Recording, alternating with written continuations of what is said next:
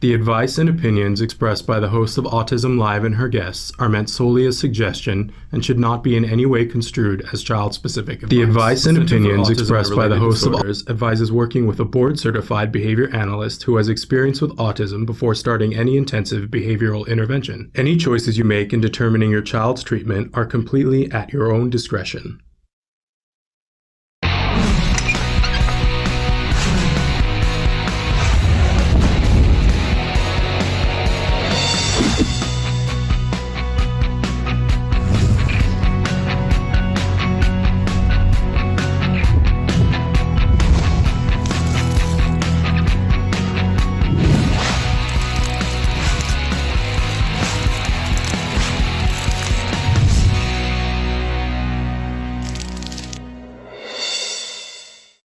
Good morning and welcome to Autism Live. It's a great day to be here with us because we are live and look who we have. We have Dr. Doreen Granpeesheh. So excited to have her here with us this morning. I'm Shannon Penrod. We're coming to you live. It is Wednesday, July 29th. So excited to be here with you guys. So we're going to be live for the next hour with Dr. Granpeesheh. She's going to be answering your questions. I want to give you a quick rundown of how you can connect with us. Right now, you can be with us live at www.autism-live.com. You can be watching us live there. You can also comment in the comment section on that site. But you can also be watching us live on Facebook, on YouTube, on Periscope, and on Twitter. We're live in all those places. And in particular, I know there are a lot of you that write in questions on YouTube and Facebook. We can see them. There is a little bit of a delay, so make sure you put in your questions early, right? Go ahead and start writing in your question right now. By the way, later on, you can still watch us in all of those places recorded, but then we podcast to iTunes, Deezer, Spotify, and iHeartRadio. All of those places. And we have a couple of new places that are coming up in the coming months where we're going to be podcasting to as well. If there is some place that you like to listen to your podcast and we are not available there, please bring it to our attention because we love to make it available to everyone. It is free, by the way, in all of those places. We are a free download on iTunes, and you get to choose whether on iTunes, whether you want it with picture and sound or if you just want the sound. Take us on a hike, take us on a road trip. We're happy to go with you, right? We have well over, I think this month marks the 9th. We are celebrating a 9-year anniversary of doing a show in this format. How's that? So there are thousands of videos for you to watch on YouTube, or you can watch them on our homepage. So check those out and write in the questions that you have about anything that you've seen or that you would like to see. We love to hear from you. So I mentioned that Dr. Granpeesheh is here and she's here to answer your questions. She is an amazing expert in the field of autism. I believe the preeminent expert in the field of autism. She has been working in this field for 40 years. I don't like to tell on her. I know she's proud of it, but then people go, oh, you must be older than we think you are. And that's not necessarily a bad thing either. So I don't know why I'm putting my stuff on it, but she's an expert in this field, has worked with from small babies up through senior citizens on the autism spectrum, founded the Center for Autism and Related Disorders, and founded the wonderful charity that we love, Autism Care Today. So she's answering your questions. We do have to give you the disclaimer. I am going to let her talk in a minute. I feel like I'm on a car sales commercial. I'm going so fast. But we do have to give you the disclaimer that there is no expert in any field that could give individual specific advice in this format. It just doesn't work that way. So please write in your questions. Remember that she can't give you an individual specific answer, but please be as specific as possible in what you write in so that gives her as much information. I always like it when you include the closest major city to you. We don't want your home address. Please don't be mistaken. But if you tell me you live in St. Louis, the answer that we're going to give you is different than the answer we're going to give you if you live in Philadelphia, because the resources aren't the same. Wish they were. Wish it was one size fits all, but it's not. So there we go.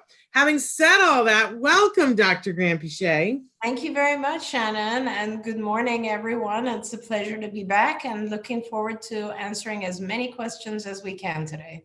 Let's whip through them. I want to start with some that I promised that we would get to.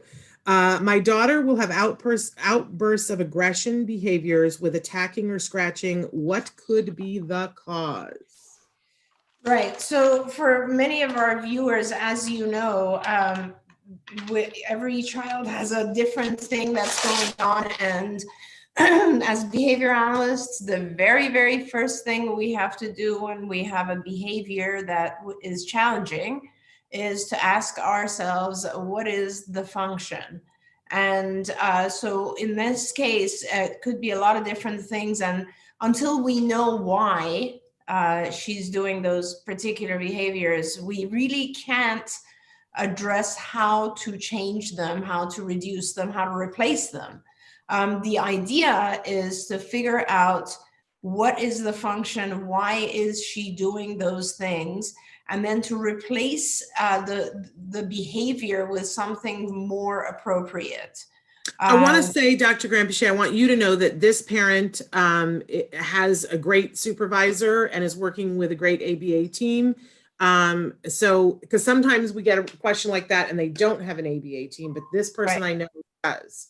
Right. So, and that's something really important, because you can easily just contact your supervisor and say, I'm very concerned about this particular behavior. And your supervisor will then conduct what's called an FBA, a functional behavior assessment. And they will try to figure out what your child is trying to communicate. Because remember, all of the challenging behaviors and all of the sort of self-stimulatory types of behaviors, or scratching, whatever it might be, there's a reason, right? Our kids do these things either for some reason, and it's super important to find out what that reason is, because if you don't know what the reason is and you just prevent the behavior, it's going to come back in some other form. So I think the best course of action here would be to ask your supervisor to conduct an FBA on this behavior, and then they should be able to intervene and help you and give you an answer. And I'm happy to kind of validate, let's say, their treatment plan. If you talk to your supervisor and get a plan, then you can always come back to us. You can email Shannon, and we will be happy to take a look at the plan and say yes or no, this is the right thing to do. Okay. I also want to say for our CARD parents that are watching, some of you know that CARD is the Center for Autism and Related Disorders. That's where my son was treated. It's the place that Dr. Granpeesheh founded. Incredible quality ABA, the top of the line, the best. For our CARD parents, I do nightly meetings. And tonight I'm doing an orientation about something that's very unique to CARD called caregiver collaboration. It's an ideal time to talk about these kinds of things. If you are a CARD parent, join us tonight. Look at your email to see the invite for me. It's invite only, where we're going to be talking about how you utilize that time with your supervisor to answer questions like this. So just want to put that out there. Next question, can CARD provide services in a school setting if the district will pay for it? Yeah, absolutely. And we've been doing that for a long time and many years. And we've contracts already, master contracts with, I think, the majority of the districts in the country. And yeah, so it's right now, I'm not sure how that would work, because a lot of schools are out of session or not physically open. But in general, what happens, of course, is that the district classifies, we are what's called a non-public agency. That gives us the ability to receive funds from school districts and Department of Education. So the district then holds an IEP with your child, with you. And if it's determined that your child needs a little bit of support, for instance, which falls under the category of related services, that's where we come in. And the support can be all kinds of stuff. It could be having an in-class aide just for your child, and that could be one of our folks. And that's probably the most common, where we have one of our BTs, one of our behavior technicians in the school, in the classroom with your child, specifically there for a variety of purposes that are written in the IEP.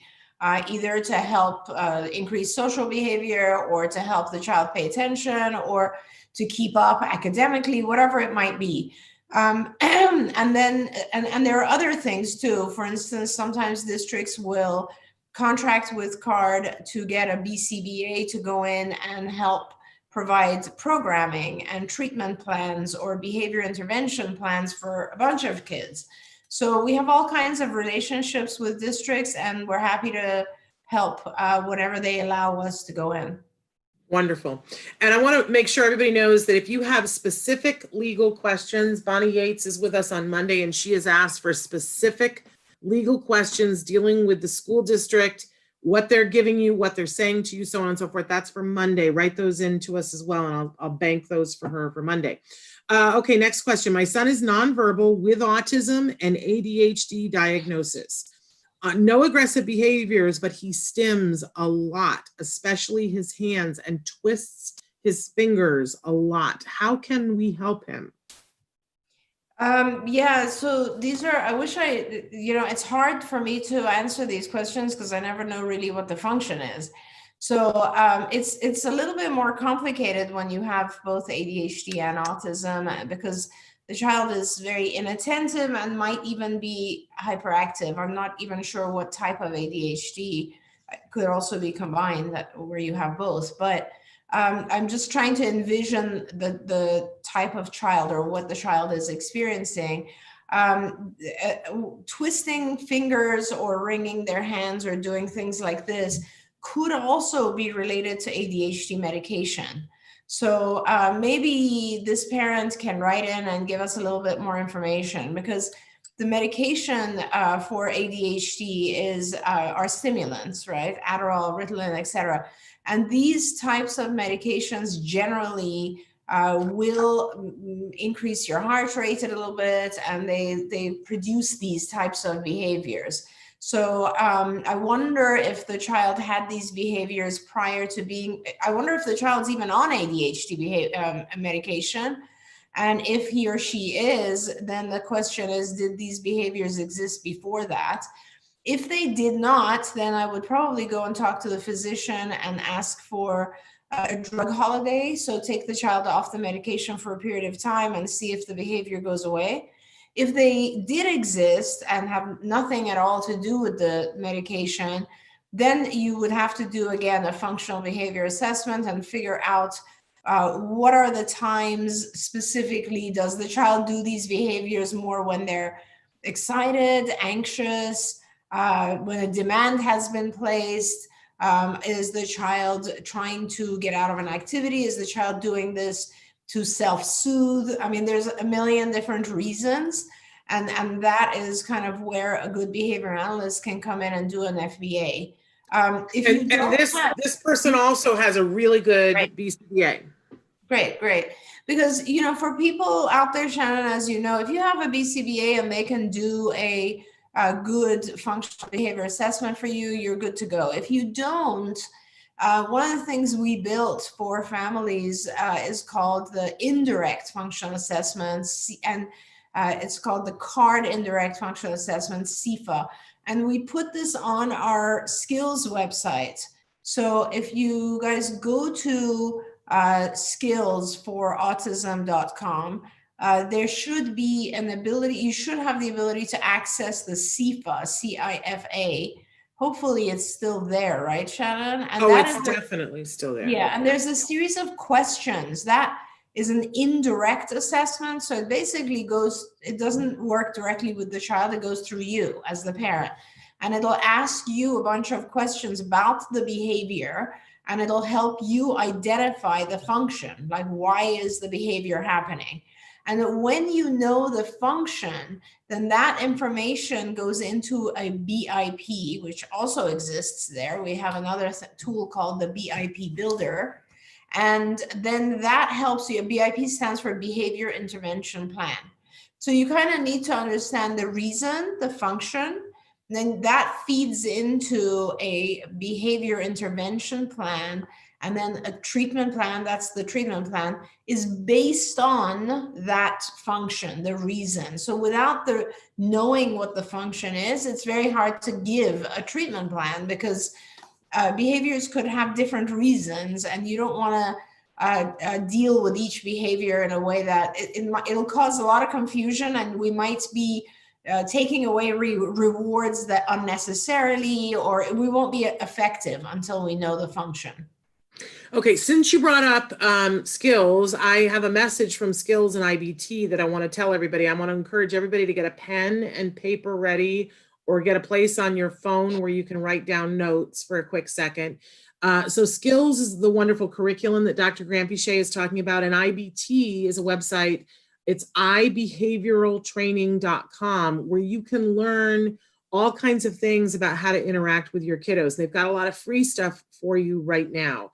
They are continuing to offer their registered behavior technician 2.0 trainings to parents on a case-by-case basis. If you will call them, and talk to them about why you would like to take the same training that therapists take, they're willing to give that to many parents for free on a case-by-case basis. There's a phone number to call to get that. The phone number is 877-975-4559. So if you're like, I want to know everything that my therapists know that are registered behavior technicians, I want to understand what they're doing. And, normally there's a cost for that. It would be around $440 if I'm not mistaken. And they're giving away to parents if parents are motivated and say that they're going to do the training. You got to call that number, 877-975-4559. They are also giving away their parent trainings. If you missed it during the summer, they offered different parent trainings for free. They're offering the full parent training for parents at no cost if you are interested and want to do the training. They're video trainings and they're amazing. And it's that same number, 877-975-4559. That deal is not going to last much longer. So if you missed out on those free trainings, get on that right now. They are also offering weekly free trainings for educators. Now, you might be an educator, and if we're all home with our kids this fall, we're all going to be educators, right? But you may also want to get this for a teacher that you know, or tell them about it. What they want to do is go to the IBT website, which is ibehavioraltraining.com. You want to click on educators and follow that down until you go to useful strategies. Those are available at no cost. You need to put in the promo code COVID, all capitals, COVID-19. Or if you have trouble with that, you can use the same number and call them 877-975-4559. So that is what I wanted to let you guys know about that. Dr. Granpeesheh, I want to move over to some questions that have come in live. There's one parent who has written in a small novel. But it's good, and I appreciate, because we always say give us lots of details. So she said, "Hi, I'm a skills user and a big fan of Dr. Granpeesheh. Aren't we all? But welcome." And they said, "So excited to be able to ask a question during the live streaming. Hopefully my question can get picked. I'm picking it, but it's got several components to it. My boy is 20 years old with language ability around 4 years old. He's not very responsive to his environment in the natural setting. When parents, therapists ask him questions such as, what are you watching? What time is it now, etc., he knows the answer. He is able to answer properly most of the time in the natural setting.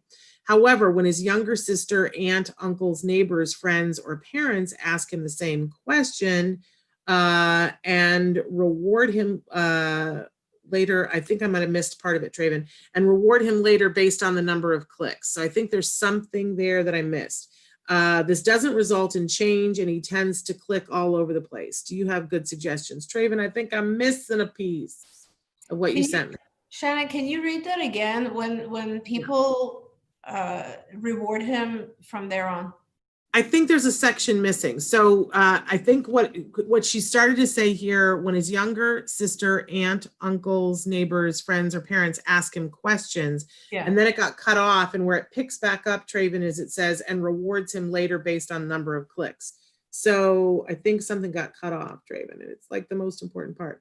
Anyway, she does say, as soon as his therapist walks into the environment and has his younger sister ask him again, he usually will respond to the younger sister. So I think when other people are asking, he's not responding.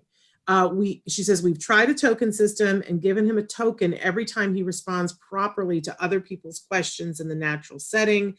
But this requires the therapist to be there with him. And during the time the therapist is not there, his responsiveness remains problematic. To fix this, okay, I see, it's mixed up. To fix this, we also have tried a self-monitoring strategy and given him a counter and allow him to click for himself every time he responds to others, even when the therapist or parent aren't there, and rewards himself later based on the number of clicks. This doesn't result in a significant change, and he tends to click all over the place. Do you have any good suggestions? Okay, I think we got it. Yeah. Do you have it? I think I understand the gist of it. I sort of get the gist of it, I think. I have a couple of suggestions here, not knowing this young man.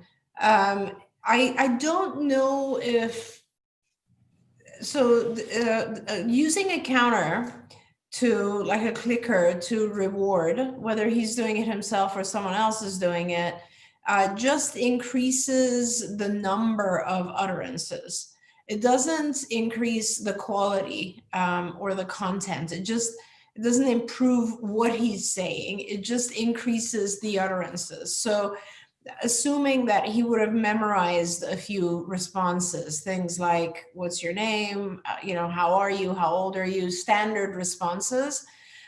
Those are things that he might be responding to. If his language level is 4 years old, I think we shouldn't be focusing necessarily right now on just increasing his responses. Having said that, I mean, there's another issue here as well. So I'm kind of, first thing is that what you're telling me is that your therapist gets better response level than everybody else.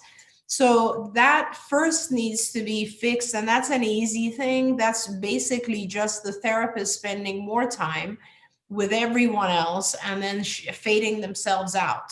The therapist should be able to do that. The therapist starts by giving the instruction or the question, and he responds, and then have the younger sister, let's say, reward him instead of the therapist. Then the next step is the therapist, let's say, says part of the question or is just present and helps the younger sister, but the younger sister says the question and gives the reward.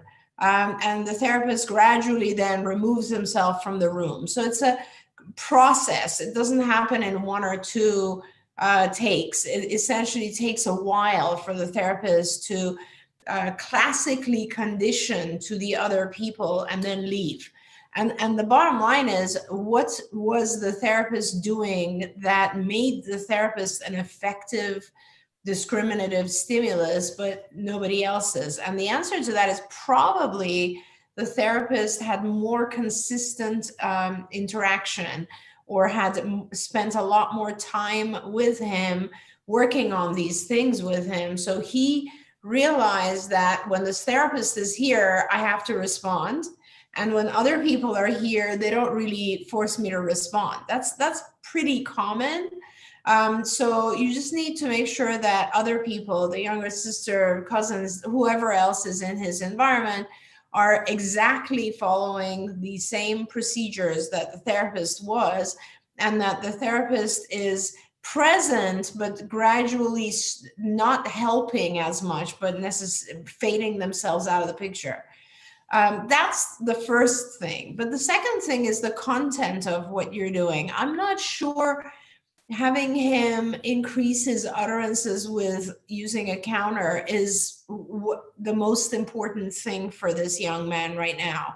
I think you should probably reevaluate and you can do this also through skills. I was going to say you should reevaluate what's the most important content for him right now. What are your goals for him on the bigger picture type of thing? And we do have a skills program, which is for adolescents and adults.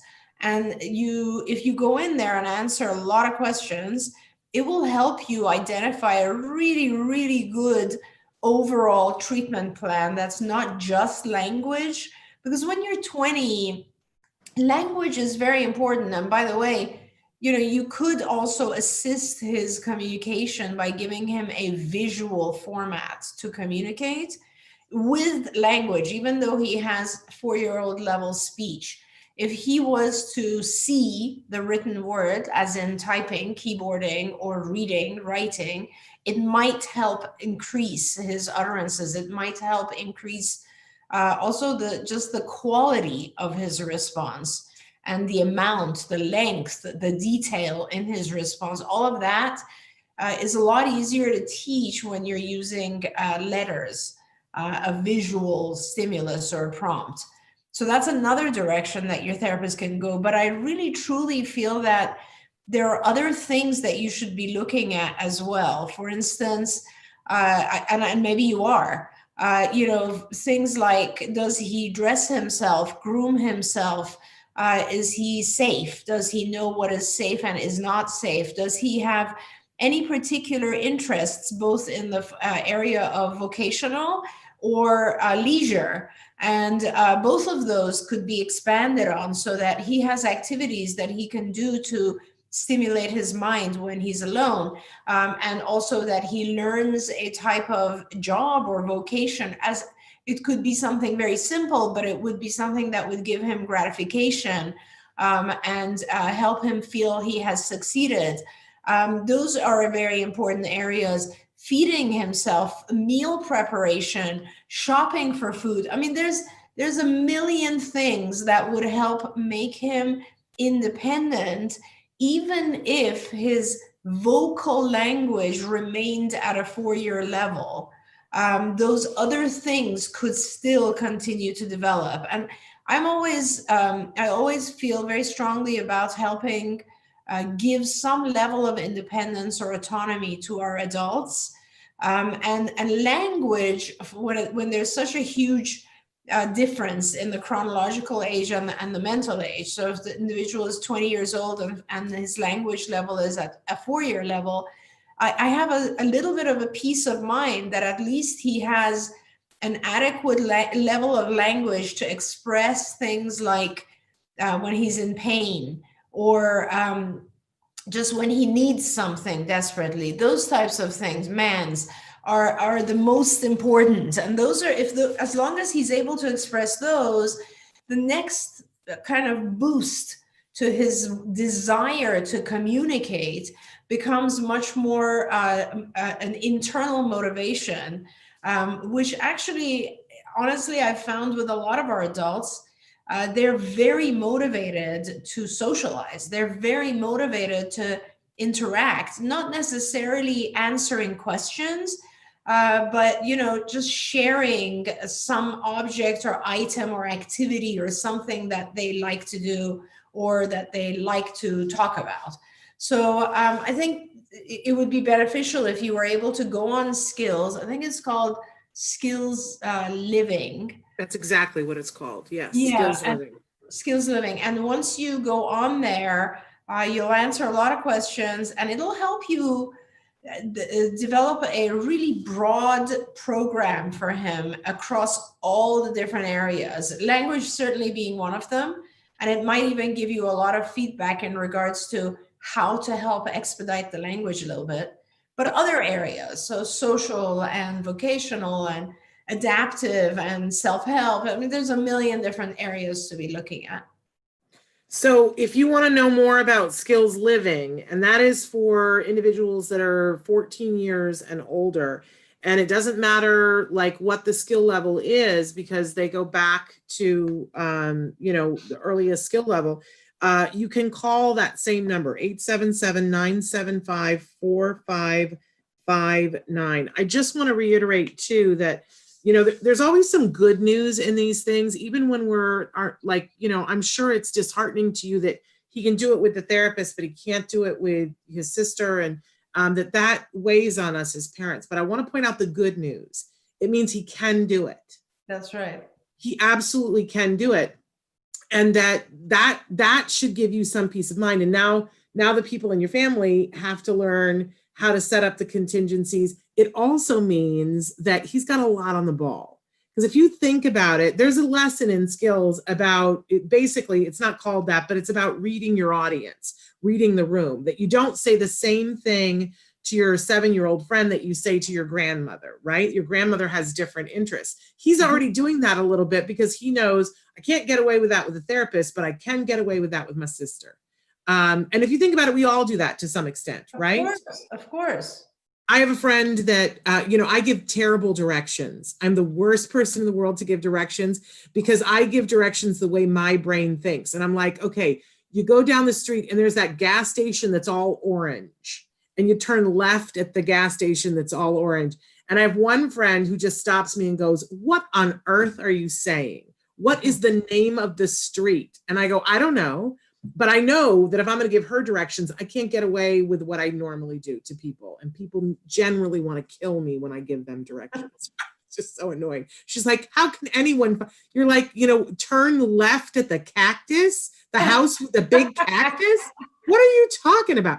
Right. But I know I can't get away with that with her. For her, I got to look it up and know what the streets are. Your son knows that he can get away with that with family members. So they just need to get better. Go to IBT so that they can get better, and have your therapist train them too. And he will be able to do it. And that's the good news. Okay, I gotta get to this dad. He says, hello, Dr. Doreen. I'm a father of a 7-year-old autistic boy who is coming from the Middle East as a new immigrant to the States. My son can speak a sentence of 3 or 4 words, but in Arabic. Is it possible to provide him with an RBT who can speak Arabic in the autism center that he will be going to? My son knows only Arabic, and I'm afraid he might lose what he gained of language. Please advise. I love this question. Yeah, absolutely. So I would suggest, first of all, yes, it's possible. I don't know if this parent is with CARD or with another company. I know at CARD, we have some Arabic speaking RBTs or behavior techs. You don't need an RBT, you just need a well-trained behavior technician. RBT is a certificate, you guys, and it's a higher level certificate that you get. It involves more training and a national exam and all that sort of stuff. A lot of our first year behavior techs don't have the RBT. They don't need to have it. Only 3 insurance companies in the country require it right now. So a lot of our people do have it, but you don't need that. Finding someone who speaks Arabic is going to be hard enough. So I recommend that you kind of look at anyone who's a behavior tech who speaks Arabic. So that is possible. But the more important thing is, are you planning to live here, or are you planning to go back to an Arabic country? Because it all has to do with what are your long-term plans. If you're staying in the United States, then I would not necessarily at this point continue teaching him in Arabic, because he needs to live and function here. So a lot of times it becomes important to switch over. It's not going to be very hard to switch over, but it will be one language at first. Teaching 2 languages at the same time will delay language, will delay the development of speech, no question about it. That's also in typically developing kids. When you're bilingual, you develop speech and language later. So I wouldn't do 2 languages. I would pick the location, the country, where are you going to be living, at least for the next, he's 7 years old right now. If you're going to be living here for at least the next year or 2, I would switch over to English. And then later on, you can always pair back with Arabic if you need to. But if you teach him in Arabic right now, he won't be able to function here. He won't be able to communicate with people. Okay, so there's a lot of information for you there. Okay, we've got another question here. What do you think about an inclusion program? I've been thinking about starting a nonprofit business, start up a school where neurotypical kids can also attend with autistic kids with the help of professionals, teachers, and therapists. No, I love it, and that's the ideal. And Shannon, as you know, it's the dream of every parent, and I love it. And I'd be happy to advise and help however I can. There's a couple of obstacles that you'll encounter. Um, First of all, I don't know what state you're in. The funding for schools is very strange in this country. There are certain states where you get really, really good funding, and then other states where you get barely any funding. So there are some states like California, for example, where it's almost impossible to open a charter school nowadays, and also public school funding is really limited. So you'd end up opening a private school, and if you open a private school, you have a lot more freedom, but you also have, a lot of parents won't be able to pay the private tuition, obviously. So that's kind of part of the problem. The idea of having having a lot of typically developing kids there is a beautiful idea. The problem is that the parents of a lot of typically developing kids don't want their kids in a school where there's, half of the other children have a disability. It's an unfortunate truth. We tried this numerous times, and it's very difficult to get parents to bring their typical kids to a program where their typical kids don't have the ability to model more advanced behavior, I guess. So that is an issue. You'll have a problem there. We even thought of having parents who have multiple kids, right? Bring their peers, their siblings to the school. And that is more possible, but then you have age differentiation. So the siblings are not necessarily the same age, or you could make it work with siblings if you were able to do that. So funding, and then after that, sort of, attracting the typical kids. And beyond that, yeah, I think you could do a tremendous job. You could have individualized education. It would be amazing. Okay, and I just want to throw in there that there are two shining examples of places that are doing this. One is here in Los Angeles, and it's called Chime, and you can look into it. They only go up to 8th grade. And the waiting list to get into Chime it's crazy. It's a lottery, and it literally is like winning the lottery. I have watched probably 150 parents try to get their kids and not be able to get them in. But I know people who had kids in, and it's incredible school. The other one is up in the San Francisco area, and it's called Hope Tech. And they used to just be, it's funny, they started and they were like K through 4. And then they had kids that were going to graduate, and the parents were like, can you put a 5th grade on? And then now they go up through 12th grade. And I've threatened a time or 3 to move up there, because I think what they do is so great. And now, because they have that, they've reached that point where the community knows, people with neurotypical kids fight to get their kids in there. They've had Rhodes Scholars come out of that school. It's brilliant. It's brilliant. And somebody wrote in and said, obviously we need to spread awareness on this issue. And it's absolutely true. Yes. A lot of people are like, why would I want my child to go to a school where there's kids who, feel like ignorant? It's ignorant. We do need to spread awareness. Yep. But these people at these schools, man, they fight for their kids to be in there. And part of the reason why they fight to get their kids in there in the beginning is that they're smaller class size, which we should all be fighting for, no matter where our kids are on whatever spectrum there is. And if I'm not wrong, Chime at least was a charter school. Oh, yeah. And I don't know about Hope Tech, but it's pretty impossible right now to open a charter school in California anymore. Yeah. In the old days, it was a different game. I wish I had done it like 20 years ago, but it's pretty frozen in time. Yeah, it's a mess right now in California. That is for sure. Hopefully things will change in the future. Okay, so I want to say that the mom who wrote in about the 20-year-old boy said, thank you very much for answering the question. Very helpful. And there's like 7 exclamation points. So we love that. I also got to give a shout out here to Jacinda, who wrote in and said, thank you so much. I changed my ABA team because you guys educated me to observe if the team is effective.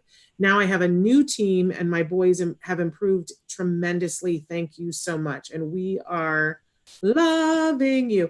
Somebody wrote in and said, I believe diet is so important. Super fresh fruits and vegetables, no fluoride, no GMOs, no corn syrup.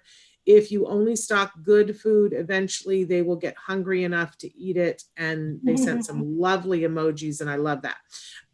Yes, we were talking about this yesterday, that, you know, we don't know a whole lot of things, but we do know that if there's pesticides in your child's diet, you are more likely to see behaviors of inattention and ADHD-like behaviors. So getting good food into your child, I think, should be on everybody's agenda. And I know, Dr. Granpeesheh, you're pretty adamant about that diet does. Oh yeah. Play a role. Yeah, I'm a big proponent of that. And I'm really concerned with the food quality in the US.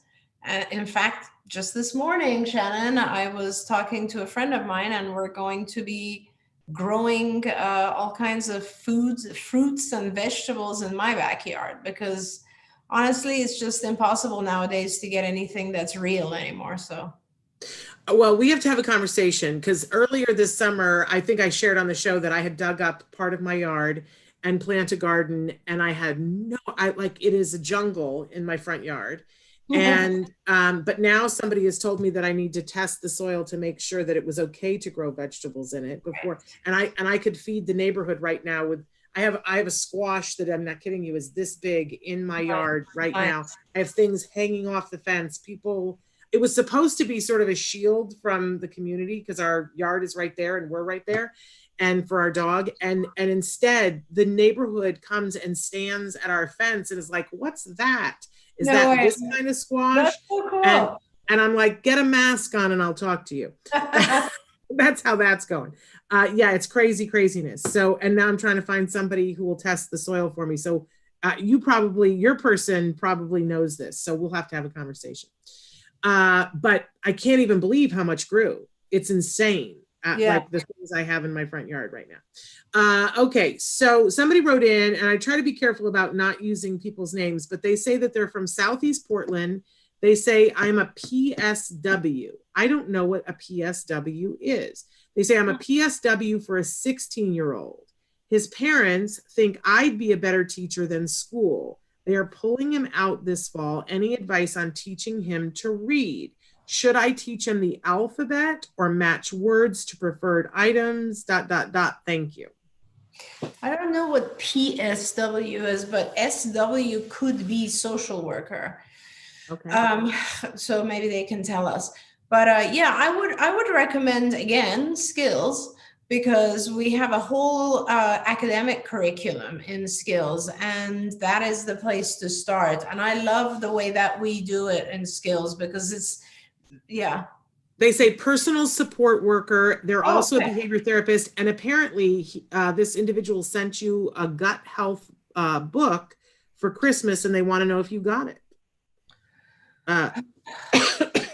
I don't know if I did. Maybe I did in the office. Well, first of all, let me thank you ahead of time in case I did, because Christmas, and as you know, Shannon, January was a very kind of chaotic.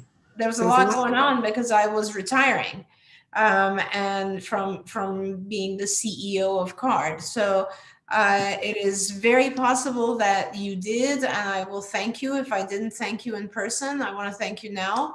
And I think I actually know who this is now that you mention it. Yes, of course. This is one of our behavior techs, I believe. And so, hi, and yes, of course. And you should be. I was trying not to be specific because, you know, you should definitely look at skills, because there's a really cool academic portion. We usually, when we do ABA with our kids, we don't give access to the academic portion because we're being paid by health insurance, and health insurance doesn't allow us to do academic work.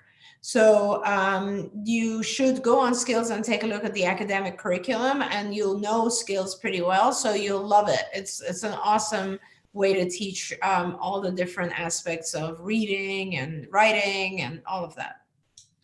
Okay, and so follow along with Skills to do that. Okay, I'm going to switch back over to questions. What can be done for a student who does not talk a lot in session? He can often sit with a blank look on his face, even when presented with questions he knows the answer to.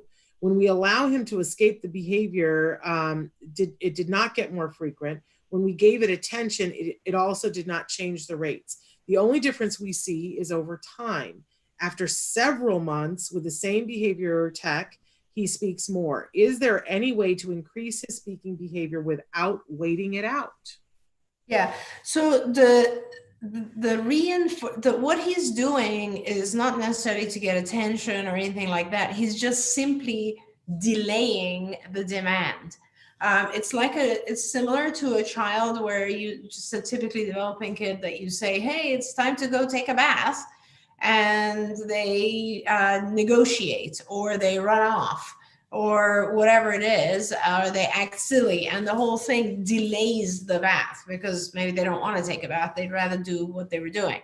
So you need to, your therapist, or you need to reinforce, you need to shape the latency, how fast he responds. That's called latency. So it's like from the time you give the instruction to the time he responds, there's a base, you measure that time.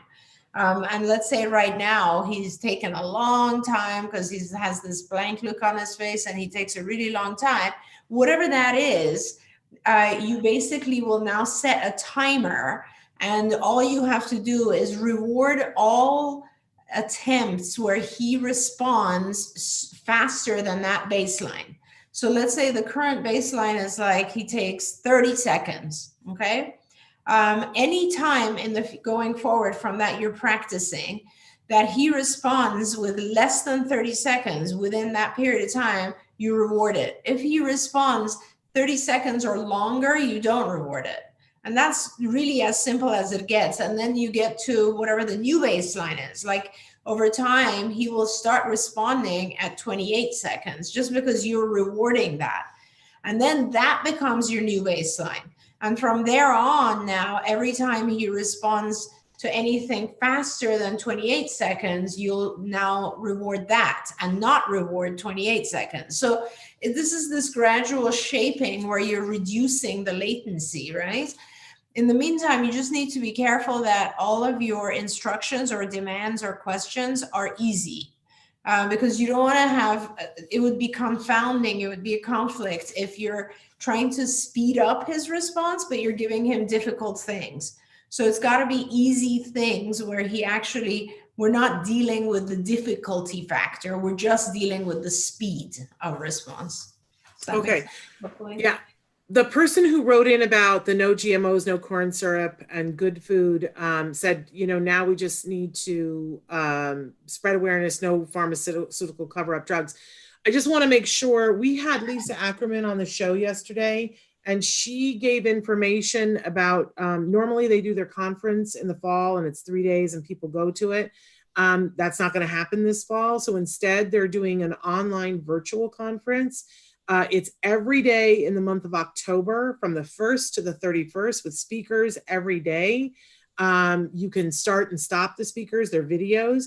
And then there are specific times when you can go to a specific Facebook chat to talk with the speaker and have your questions answered and meet with other caregivers and other siblings and other individuals on the spectrum.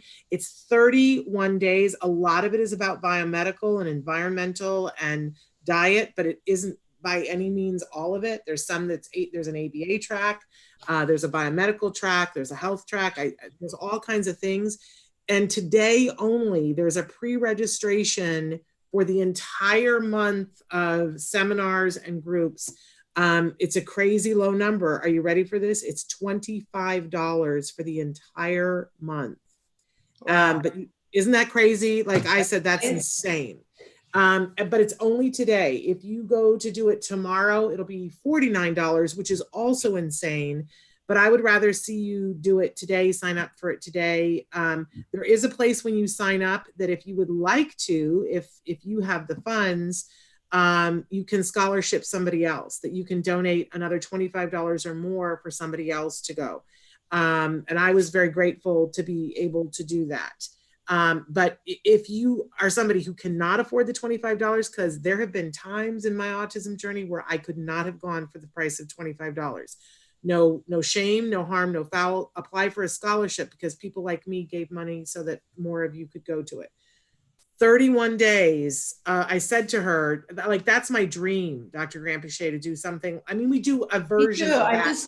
It sounds so awesome. I just wrote it down because I don't know if I can, because, you know, I have so much going on, but it just sounds like such a great refresher. And I love listening to biomedical folks. So, well, the great thing is that you can go in on any day. So let's say you're busy from the 1st to the 4th, and on the 15th, you go in and you go, oh, I want to see the talk that Dr. Kriegsman gave. Yeah. And then you can fast forward, stop, pause, go put your child to bed, watch 5 minutes, your child gets back up, pause it again. But then you can find out which day and I'm saying Dr. Kriegsman, I'm making that up, but if he's one of the people, you can see which date he's doing the live Q&A when you can ask questions. So awesome.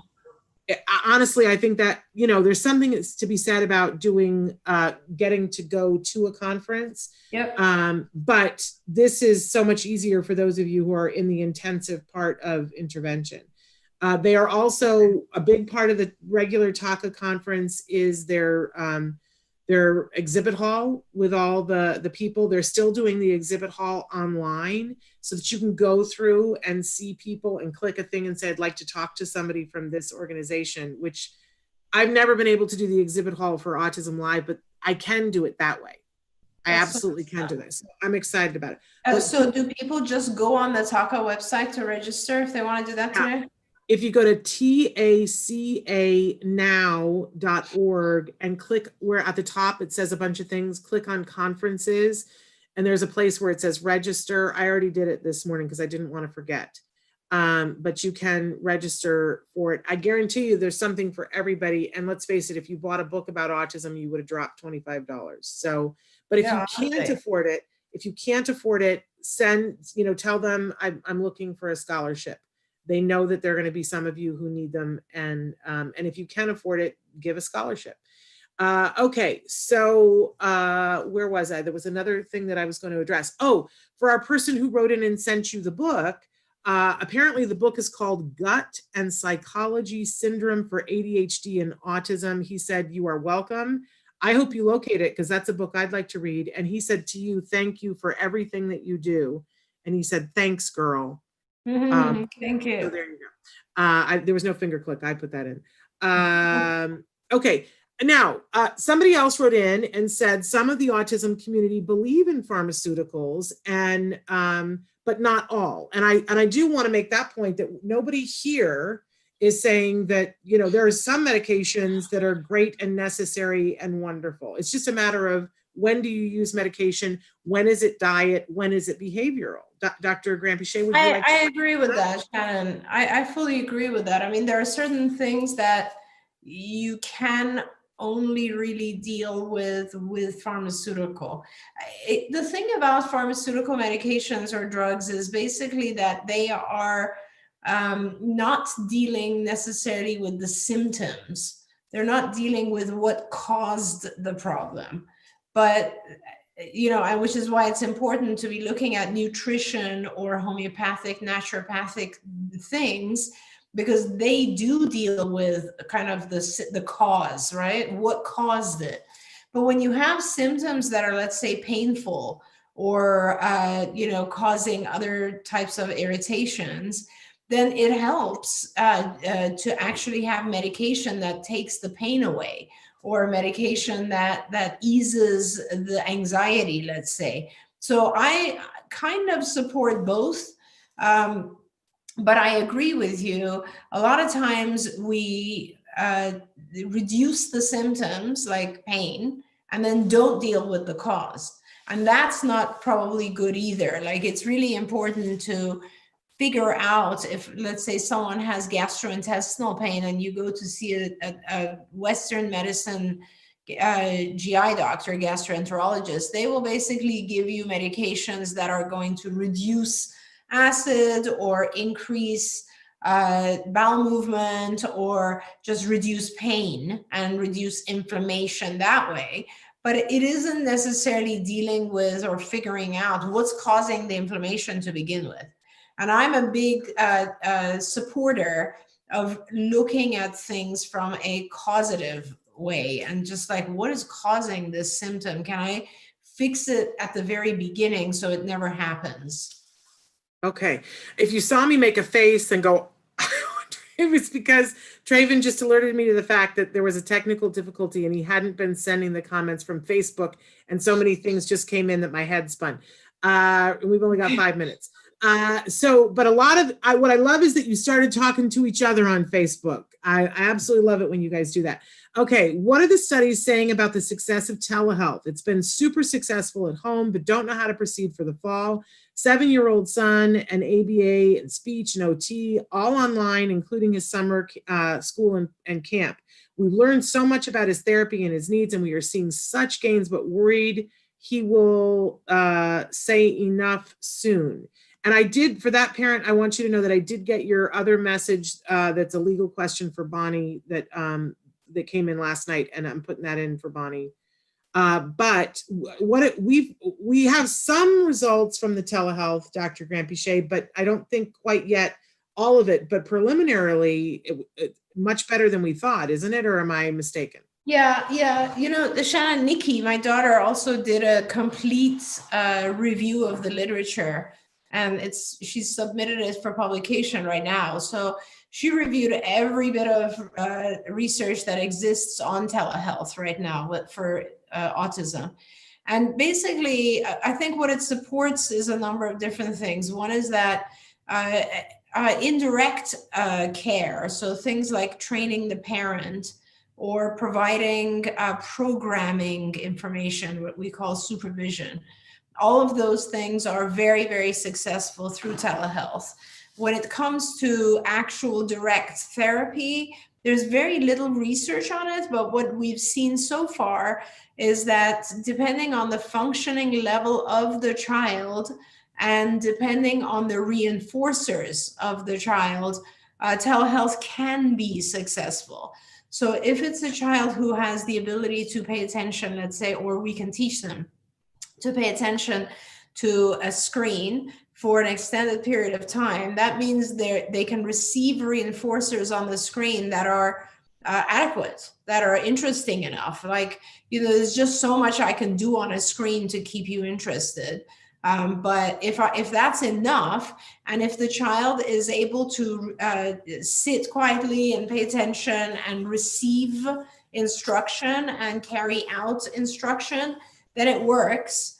And the other factor is that if the child can have someone who's a facilitator, so a parent or someone who can help the child by giving them reinforcer or by pointing to the screen, getting their attention on the screen, then telehealth works again.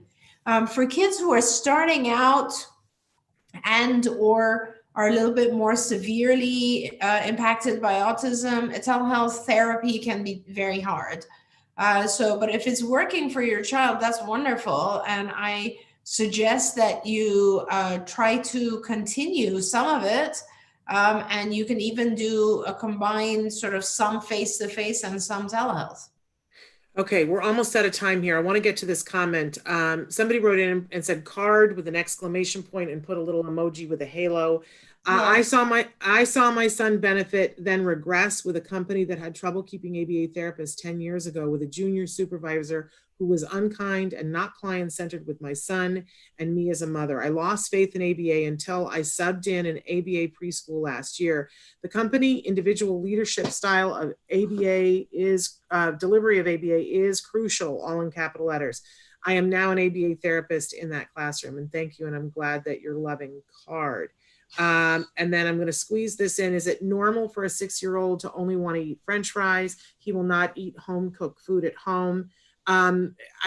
Granpeesheh, I know you probably have to go, but I'm going to stay on and just talk about specific carbohydrate and how our kids sometimes will orient to, although if you want to stay and talk about food selectivity, that's up to you. But I know you probably have I appreciate that, Shannon. Yeah, I have a call exactly at 11, but yeah, I'm sure you'll handle it. And I agree. It's like the SCD diet is great. And also food selectivity is something very common. And I do recommend that you change it because it can get worse. There we go. Thank you so much for being Thank here. you so Stay with us, you guys, but we're going to say goodbye to Dr. Granpeesheh. Bye, everyone. We just adore you, and it was so great to have you here today. Thank you so much. Take care. Bye-bye. Bye-bye. Bye-bye. I just want to say that I think it's a very common thing that our kids get into one specific food and a type of food, and even having it from a specific place. We have a family that we talked to that their child can only have Burger King French fries, that he can taste the difference between Burger King and McDonald's and is not interested in having the McDonald's French fries. And so there's a couple of different things that I want to say to us all as caregivers of individuals who are on the autism spectrum.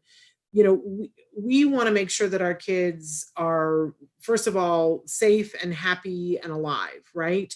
And sometimes we will opt for the short term because it's the thing that works. So I just want us all to give ourselves a hug for that and know that that's normal, and that that's part of how we get to the point where they're like, no, I'm going to refuse everything else except French fries from this particular place. Or you could even make French fries at home and they're like, I'm not having those, right? Is because we didn't want them to starve, right? And so we fed them the thing that made them happy. It doesn't make us bad people. But at a certain point, it becomes a problem, and now we got to look at it and figure out something to do. A lot of times we'll notice that kids are eating all the same thing and it's all the same color, and it tends to be in the white yellow category because those are carbs. For the kids that only will eat nachos or potato chips or potatoes or French fries, there was a period of time in which that's all my son would eat is chicken nuggets and French fries. That was it, right? And I was gleefully feeding them to him because at least he was eating, right? Because if I didn't give him that, he refused it. And no one here ever would advocate starving a child. This is not what this is about. But if you're working with a good ABA provider, you can start to turn this around. There are statistics about the fact that you have to present a food some crazy amount of times, like 27 times, before a child will even try it. And a lot of times we're like, well, I'm not going to make green beans 27 times and throw them in the trash 27 times. But you don't have to put a whole cup of green beans on the plate. You just have to put like 2. And maybe it's that you get 2 green beans and you cook, you don't overcook them. Never overcook vegetables for young kids because it creates an acid that responds with their taste buds, right? So just barely cooked, and you put them on the plate and you don't say anything. You don't force them to eat them. You don't force them to try it. You just put them there and do it 27 times. And supposedly a magical thing happens. I don't know. The thing that I know that works for sure is that you take the thing that they love and you put just a little bit of something else with it. So for French fries, if he loves the French fries from McDonald's, even if it's like, I don't know whether he has ketchup on them or not, but even to get something else, like French fries from McDonald's are hard to add things to, but you can add, like, just, stick them in a tomato sauce or something. And he may be like, no, I'm not having that. But like the tiniest little speck, so that you're introducing a new taste, and maybe he'll refuse. You want to make sure that he's still thriving and that he's still getting food. But what we see is that I've seen people take chocolate and spinach, and the kid loves chocolate. And so they'll make chocolate pudding and they put like the teeniest speck of spinach in it, right? And it has to be that the kid doesn't notice. And the kid eats the chocolate pudding and you're like, okay, there was a speck of spinach in there. Then they put in a speck and a half of spinach until eventually, it's half spinach and the kids eat it. And then when they put spinach differently, the kids will eat it because their taste buds have gotten used to it.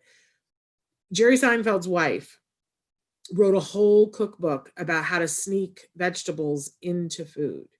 Super hard if they're only going to be eating a French fry from another place, which is why I want to talk to you about the specific carbohydrate. Under the direction of a doctor, there is a diet that's called the specific carbohydrate diet, which is when you try to break their addiction to these foods. It's a rough going. There is a book, I think it's called I'm going to get it wrong. It's something about how to bust. I'll find it. I apologize. I cannot remember it. But if you Google specific carbohydrate diet, you'll probably find it. It's got the word gut in it.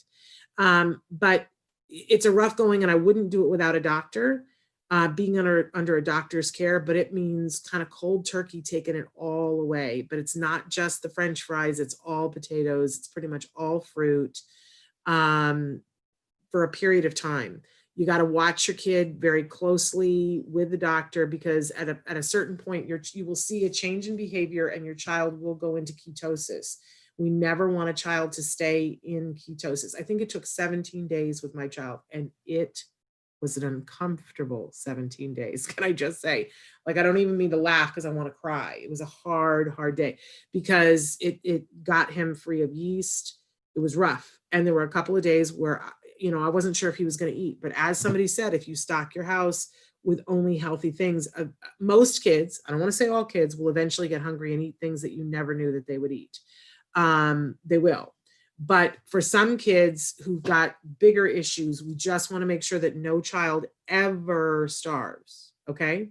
I just want to say that there are tons more questions on here, but look up specific carbohydrate. And I apologize to all of you. Oh my gosh, the number of questions we didn't get to. If you want to, you can write to me, s.penrod@autism-live, because I will try to go in later and give some answers and get some answers for some of these questions on Facebook. I've been running to keep up, and I've not been keeping up lately because there have been so many questions. So, but I do see somebody said, I worked in an inclusion program, and it is a beautiful thing. It absolutely is. So, somebody wrote in and said, where do we find the info on the specific carbohydrate? Just Google specific carbohydrate diet and see what you can find out about that. But I will try to write in answers to some of the things that you guys are writing in. Hey, we're back tomorrow with Evelyn Gould. She's going to be with us, and she's a regular from the show from way back when we started. She was one of the BCBAs who helped us get started with the show and helped me with some of the jargon of the days that I make the most fun of. She is now Dr. Evelyn Gould. She left to become a doctor, and she's an expert in the field of acceptance commitment therapy. And it's the cutting edge for parents and for individuals who are on the autism spectrum, for us to deal with the feelings that we have about whatever, so that we can get back to the work at hand. So it's not a thing to, put a panacea on the feelings. It's not a way to tell you to suck it up. It's a way to have us have a way to embrace the feelings, but keep moving. So, and be in less pain. So she's going to be with us tomorrow. You are not going to want to miss that. Until then, give your kiddos a hug from me and one for you too. Bye-bye for now.